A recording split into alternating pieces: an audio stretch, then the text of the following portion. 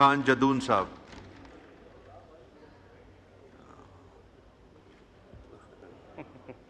Thank you deputy speaker साहब। Cabinet division के cut motions की बात हो रही है सर। एक तरफ तो हम कह रहे हैं कि हमारे हालात मुल्क के ऐसे हैं कि हमने बचत पॉलिसी पे चलना है।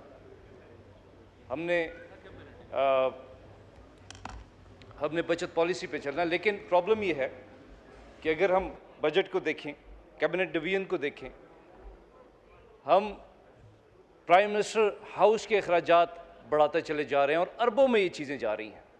एक तरफ तो हम गरीब बच्चों से उनकी किताबें छीनने की बात कर रहे हैं, दूसरी तरफ प्रेसिडेंट हाउस के हम अखराजात वो भी डबल करते जा रहे हैं। हमारा ओगरा और नेपरा बिल्कुल प्राइसेस उनके हाथ में है, उन्होंने उसे कंट्रोल करना है, लेकिन उनका ये बिल्कुल भी तवज्जो नहीं है कि क्या ये प्राइसेस एक आम आदमी देने के काबिल है, क्या वो सरवाइव कर सकेगा, क्या हमारा गरीब इस काबिल है कि ये जो प्राइसेस ये लोग सेट करते हैं उसमें कोई पब्लिक सेंटीमेंट भी शामिल होता है कि किस तरह से इन प्राइसेस को सेट किया जाए और इनको कैसे आगे चलाया जाए। आतिफ खान साहब ने बड़ी अच्छी बात की, वीट हमारा एक बहुत बड़ा स्कैंडल आया है, लेकिन सिर्फ और सिर्फ यहाँ ये चीज़ देखी जा रही है कि इसको कमेटीज़ में दे दिया जाए, कमेटीज़ बना दी जाएं। मेरे ख़्याल में पाकिस्तान के बड़े स्कैंडल्स में से एक है।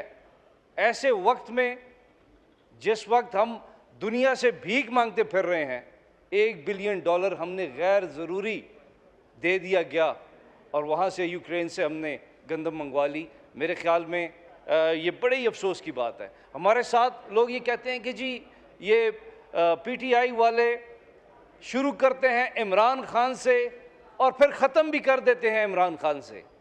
तो मैं आपसे डिप्टी स्पीकर साहब आके वसातत से ये कहना चाहूँगा कि हमेशा लीडर्स ही मुल्क को बनाते हैं और लीडर्स ही मुल्क को डबोते हैं।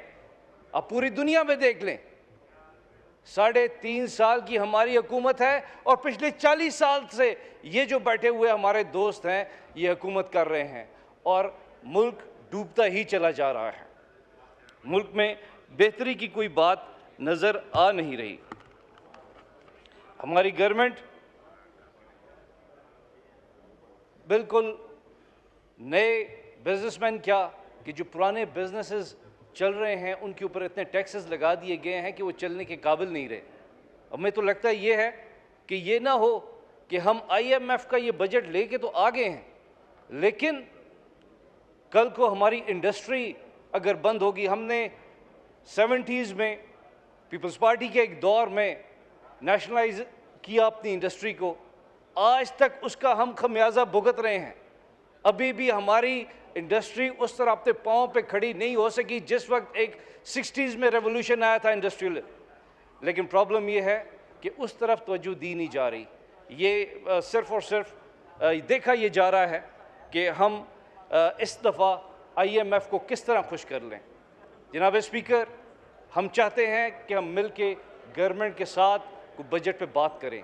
हम चाहते हैं कि इस मुल्क की इकॉनमी के ऊपर, वज़ीर आज़म साहब ने कहा हम चाहते हैं कि बैठें, लेकिन उससे पहले रिकन्सिलिएशन की बात करते हैं। कैसे होगी रिकन्सिलिएशन? रिकन्सिलिएशन ऐसे होगी कि हमारे लीडर को जेल की सलाखों के पीछे बंद कर दिया जाएगा, हमारे वर्कर्स के साथ जो कुछ आज भी हो रहा है वो उस तरह किया जाएगा, या हमारे निहत्ते फाटा और पाटा के जो लोग हैं, हमारे एजेंसीज़ के लोग हैं, उनको दबाने के लिए ये एक झूठा ऑपरेशन किया जाएगा। मेरे ख़्याल में नहायत ही शर्म का मकाम है हम सब के लिए।